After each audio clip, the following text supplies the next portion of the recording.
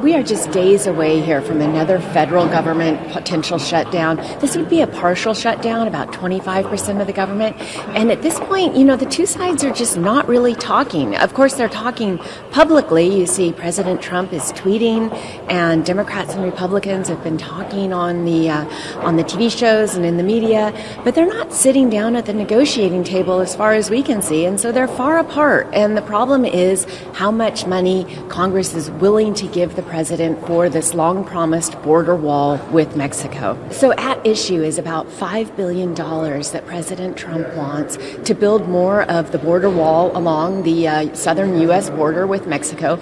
Of course, this was a big presidential campaign issue for Mr. Trump, President Trump. He campaigned on this issue. He has a lot of support for it from his base, but Congress is unwilling to give that much money.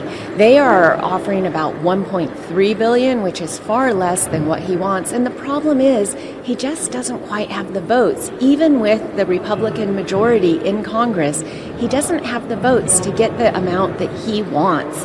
I think there's a sense that all sides need to maybe try again and see what they can come up with here.